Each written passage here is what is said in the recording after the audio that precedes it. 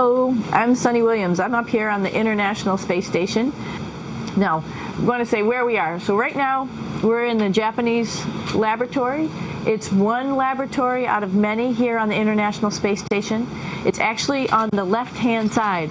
If I was the International Space Station and I was flying through space like this, my left hand would be where the Japanese laboratory is.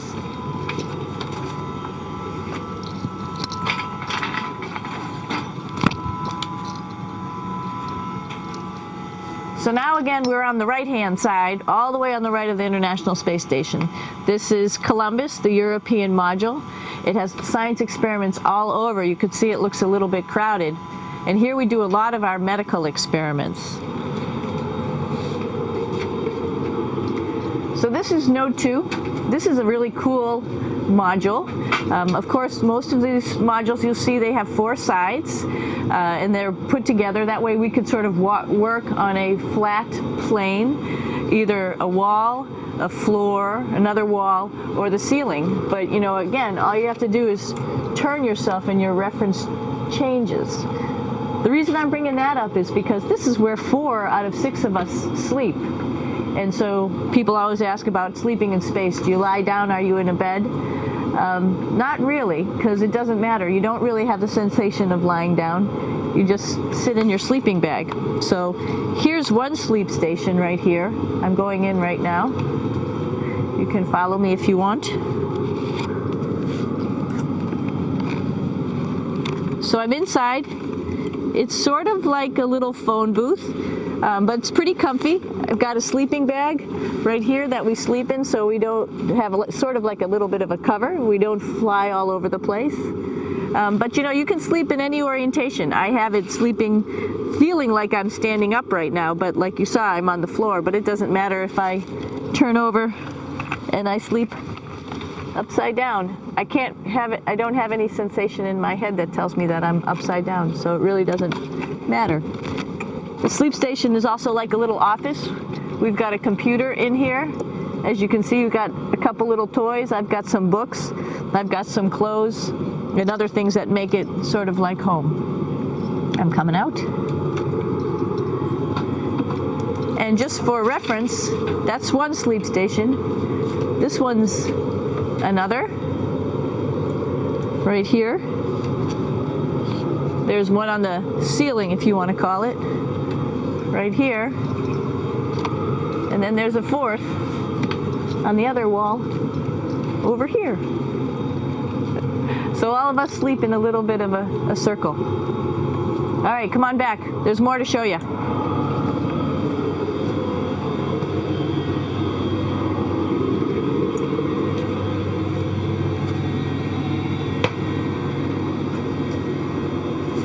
Here we are in the U.S. laboratory. Again, this is a laboratory with science experience on all of the walls here, all sorts of stuff that we do. And one of the things we also do is we exercise. We have some exercise equipment on board the space station. We need to do that because we lose bone density and muscle mass while we're up here, and that's a result of not having to fight against gravity.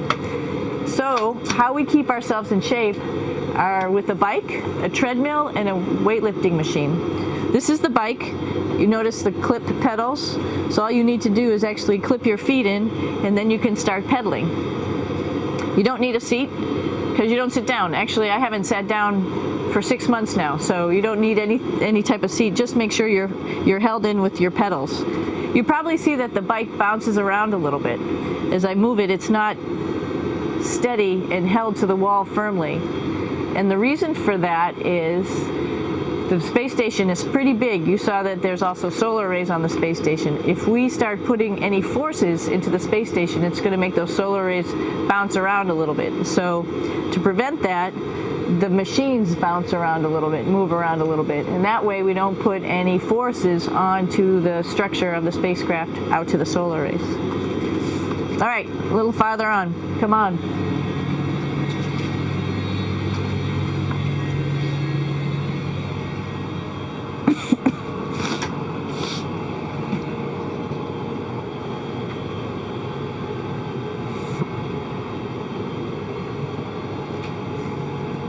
Here's a pretty cool place. This is sort of like in your house where everybody meets in the morning. After you wash your face, brush your teeth, you want to find something for breakfast. And this is our kitchen. You might notice there's all sorts of foods here. It's like opening the refrigerator. You got all your different stuff that you want to have: drinks, meats, eggs, vegetables, cereals, bread, snacks, and that's a good place. That's where you find all the candy. Side dishes, and then some little power bars just in case. So we have all this type of food. Some of it is dehydrated, and so we have to hydrate it, fill it up with water. Some of it is already made, and then all we have to do is heat it up. So something like this, I'm pulling out barbecued beef brisket. Pretty yummy. Not only is this food made in the US, but we also have food here from Japan. We've got Russian food. As you can see, all these red containers are filled with food that's from Russia. And then we get some of our specialty stuff, some things that we like, some of our favorite stuff that your family can send up. In fact, I like fluffernutters, and so I got sent up some fluff so I could make my fluffernutter with peanut butter. So you have a lot of food up here, no problems.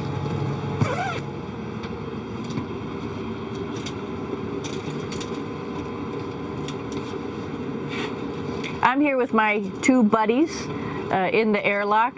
Actually, these are two space suits that are ready, primed up to go outside, as we call it, to go do a spacewalk in case we have to do anything outside. Some of the things we do outside are just like inside repairs. We have a lot of electrical boxes and machinery and solar arrays, in fact, that I talked about earlier, that are outside, and sometimes they don't work quite right. Remember, space is really cold and really hot, and it's also the vacuum of space with no pressure, and so some of the equipment doesn't work well all the time. So we might have to go out and do a spacewalk. Right behind me is actually the hatch that you go out into space, and right now we have it filled up with a couple other spacesuits because we've got 4 of them up here and some of our tools. But right behind here is the hatch in which you actually go right outside into the vacuum of space. The spacesuit is pretty big, as you can see. It's like being a football player. Part of the reason it's so big and bulky is because of this backside, this backpack. It's like going on a hike with a backpack, but the backpack and the suit weighs about 300 pounds. Luckily in space, nothing really weighs anything, so you don't feel that it's so heavy. But we need to have such a big suit because that guy back there is essentially the heart of the spacecraft. I call this actually a spacecraft. It has all the oxygen for you. It has all the carbon dioxide removal system for you. It also has a heating and cooling system to make sure to regulate our body temperatures while we're outside. It also has a computer, so it tells you on a display here if there's anything that's going wrong with the suit, if we're running out of oxygen, if we have too much carbon dioxide, or any type of electrical problem. So it's a pretty awesome little spacecraft, and actually got to go out, use my little spacecraft a couple times, and it worked like a charm. Lucky that it works very nice. You might want to see what the helmet looks like. It's pretty cool too. We don't usually go out like this, so you usually can see when the helmet's open. So you can see what it looks like inside. Somebody's little head would be inside of here. So you can see, you can turn your head all the way around while you're inside of there, but the helmet stays still. So that's determines how far you could see. And it's usually pretty sunny out there, so we have to wear our sunglasses, and this is our sunglasses right here, which make you look pretty cool. I know that there's some questions about how to use the bathroom and how do you actually live in space like normal, like at home. I mentioned real quickly about getting up in the morning and brushing your teeth and washing your face. Well, how do you do that? Well, here is the bathroom, essentially. You get up in the morning, and we have a little kit, and it has all the essential things that you need, like your toothbrush and toothpaste and brush. See how much better the brush makes my hair look? I'm just joking. It still stands up straight. It doesn't matter where you are. It's always going to stand up straight while you're up in space. A lot of people ask about toothbrush and toothpaste. So, luckily enough, toothpaste, you can do it upside right this way, is sticky and so it sticks to your toothbrush, no problem. Another cool thing is that water sticks to your toothbrush too. If you can see it, I'll have some water come out. The water is pretty neat up in space. It'll stick to your toothbrush, and it will make a big bubble. And that's just by surface tension. And then you can drink it. So a lot of people ask about what do you do with the toothpaste after you brush your teeth.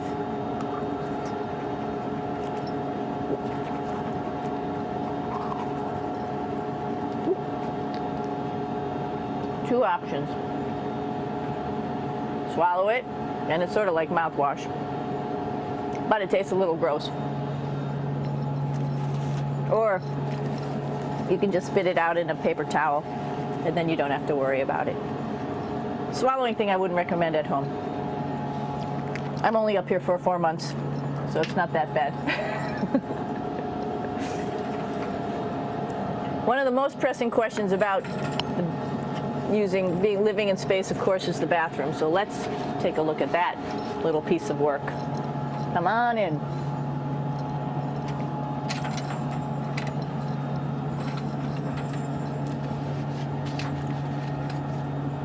Here we are at the throne. This is awesome. You might see the little, you might have noticed the little moon on the outside. This is our orbital outhouse right here.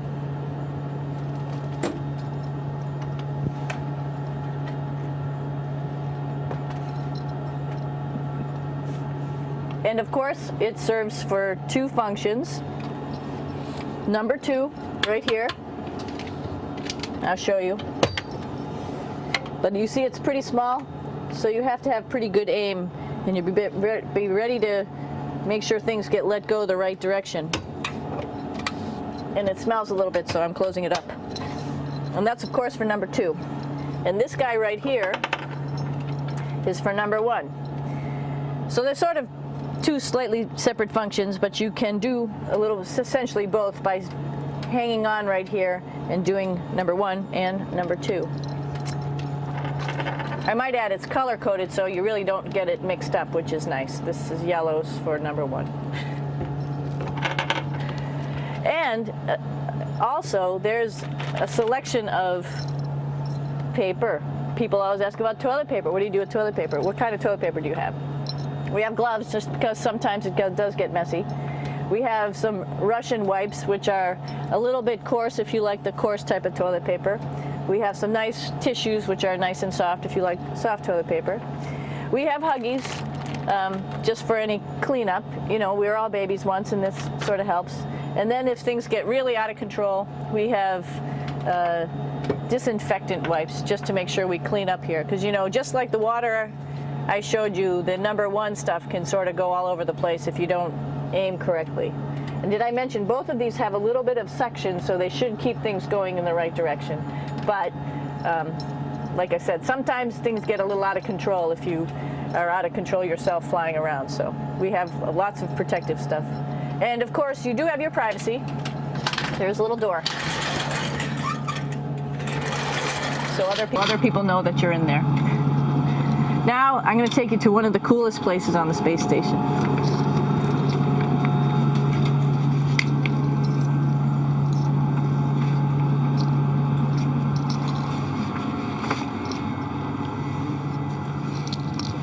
It's like a glass-bottom boat.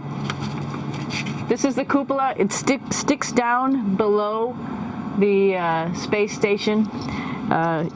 It's one of those places you find yourself hanging out in all the time, because all you want to do is look back at our planet. I think some questions I had were about what do you do in your free time, and you can't help but want to just come to the cupola and look outside as much as you can. And a lot of folks, I play this game with myself about where we're flying over the Earth. Try to come in here and just guess. After being here for a little while, you can sort of figure it out. You can tell different cloud types over different continents. You can tell different soil types over different continents. So let's see. And then, of course, there's a lot of ocean. So usually we're over the ocean at first glance. I will tell you in just a moment where we are.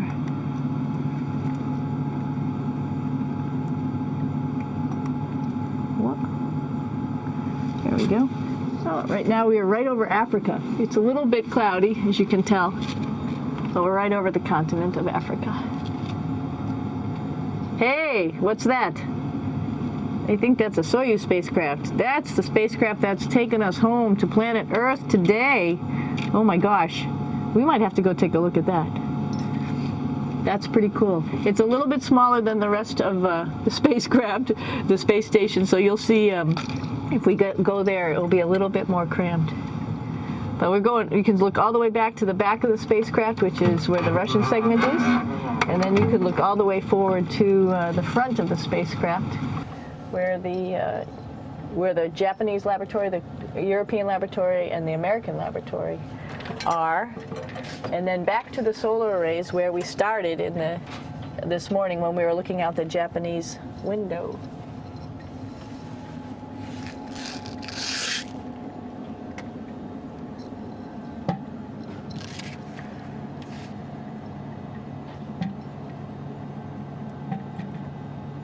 So other questions that were here are, what would you recommend as a job, if so, and to what type of person would want to be an astronaut?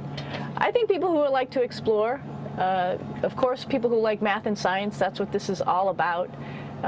We have people in the office who are doctors, teachers, veterinarians, engineers, pilots, so all sorts of people become astronauts, and I think if you see it's just sort of cool, so I think people who like to do a little adventure and like to do cool stuff probably usually become astronauts. Hey, one thing I didn't show you, or I talked about but I didn't show you, was the exercise, another piece of exercise device, which is the advanced resistive exercise, and that's what this is right here. This is ARED, and you could probably see this bar. Let me just do a little bit of maneuvering here. Stand by. You have to set it up just like at any other gym.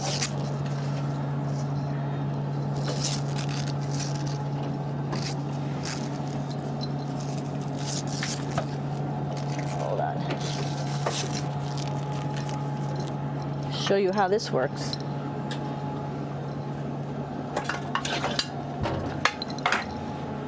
So you can see you can change your attitude just by going from one module to the next, going up from the cupola down here. This is what we call the ARED, and with this you can lift weights based on vacuum in these cylinders, just like you do at home at a gym. For example, if I wanted to do a squat, I could do it like this. Oops. I should need some weight on this thing. I'm not lifting with anything, so it's too easy. One of the cool things you could do things that you can't do at home. For example, single leg squats with just one leg, because the other leg, you won't fall over. So all sorts of stuff. You can also do bench press.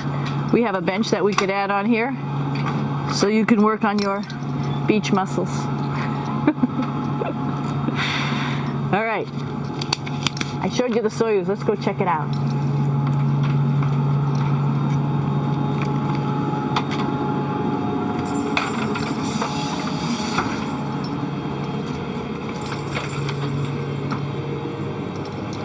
Hey, Aki, what are you doing down there?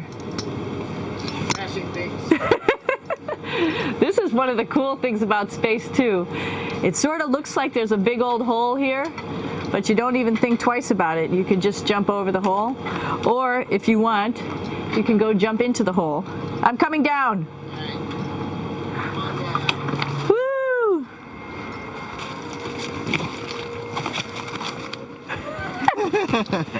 Then you can come right back up again, like Superman.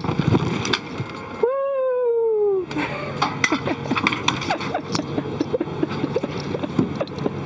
We're lucky we have a really cool big space station that you can fly around in. That's actually called the PMM. You might have saw it out the window. It's a big silver canister. What's really great about that is it's essentially our closet in our pantry or whatever you want to call it. We have extra food down there, we have extra clothes, we actually throw the trash out down there.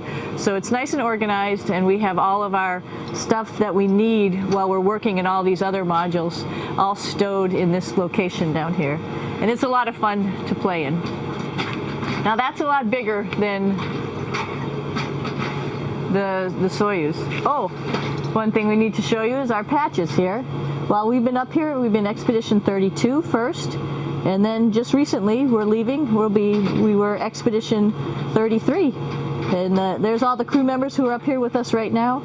Myself, Yuri Malenchenko, Aki Hoshidi, if you can read Japanese, Yevgeny Turelkin, if you can read Russian, Oleg Novinsky, and Kevin Ford, who just took over as the commander of the space station and will be the commander for the next couple months. And he, by the way, is behind the camera right now. So you can say, hi, Kevin. So we're going into the Russian segment. Be ready. You don't need a passport either.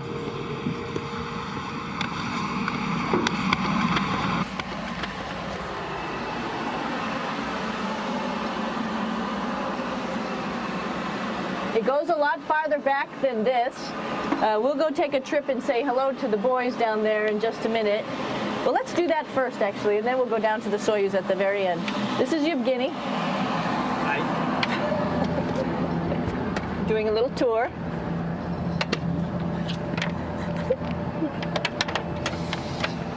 This is the FGB, and what's cool about this module, it is actually the very first piece of the space station that came up in 1998.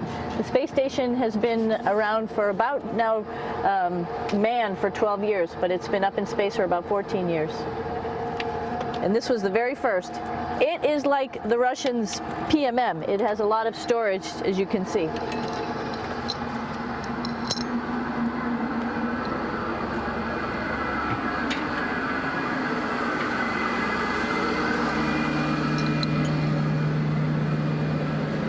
Можно? Снимаем. Чуть-чуть. So here we are in the heart of the space station, really. This is the service module. This is the central post. In case we had any problems, I know a couple of the questions were about what type of things do you have to worry about. And some of the things we have to worry about in space are fire. If we had a fire, if we had a depressurization, like we were hit by a micrometeorite and it made a hole, or if we had some type of toxic atmosphere. We use ammonia for our radiator, so there is a possibility that ammonia could come into the vehicle, and then it would be bad for all of us. If we have any of those problems, we come right here, which we call the central post. It is the main heart of the space station. It was also the first computers that came up here that ran the space station, and so behind this wall right here are these main computers. So we gather here as a group of 3 or 6 and then figure out how we're going to either fight the fire, patch the hole, or solve the toxic spill. And what's cool about this module, of course, it's the central post. It also has great windows right down toward Earth.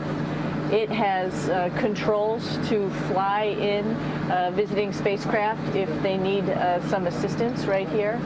It has Russian computers as well as American computers to help us control anything we need to on the space station. It's a couple of our crewmates back there, Oleg Novinsky on the right and Yuri Malenchenko on the left. And there's also a second bathroom here, which is really cool because 6 of us going to one bathroom is really tough. And so there's one bathroom here and one bathroom on the other side where I showed you. And you can probably see on the wall behind Oleg and Yuri some of the heroes of the space program. Korolev, Sergei Korolev, who was a chief designer of putting men into space, and of course on the right-hand side, Yuri Gagarin, the first man to go into space. So just reminds us of our roots. Yuri, what are you doing? Что делать? Making coffee? Oh. Black coffee. Yeah. Looks good. Okay. Спасибо. We're going to check out our Soyuz real quick. Make sure it's ready to go. All right, back to the Soyuz.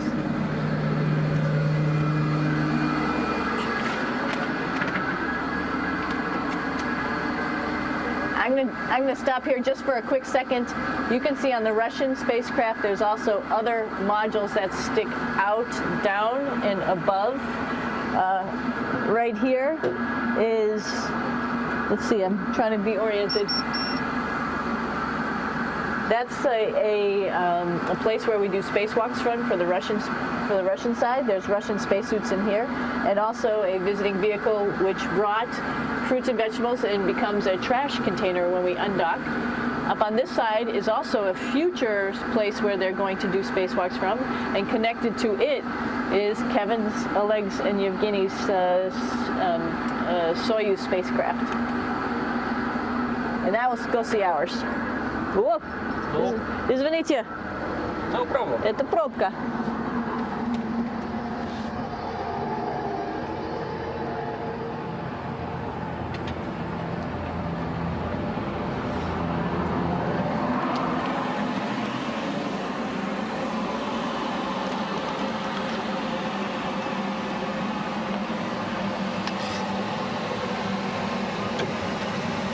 Coming down.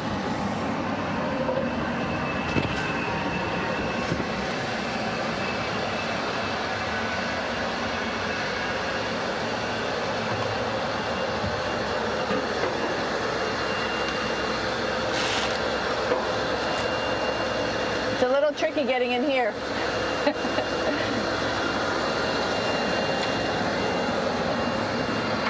This is the docking probe right here, this big thing. This helps us connect to the spacecraft. This probe actually sticks into this cone, and that's how the spacecraft, our Soyuz, becomes connected to the ISS initially.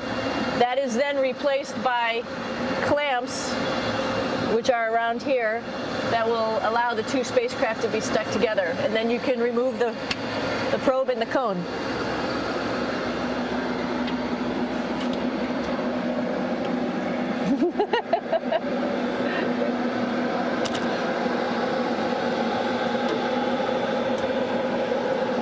You okay?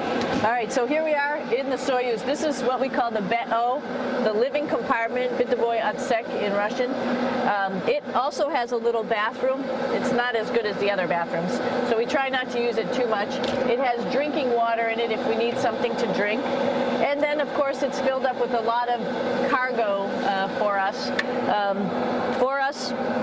Bringing up and also bringing back down. It has a second purpose when it comes back to Earth. It serves as a garbage container. During the descent, we'll get rid of this area right here, and everything that's in it will just burn up as it's coming into the atmosphere. So that way we can get rid of a little bit of trash. But the main area where we were on launch and where we're going to be on descent is down here, because we're not part of the trash. So we're in a safe place. So we're in the descent module, SA. It's a little small, but you can get in.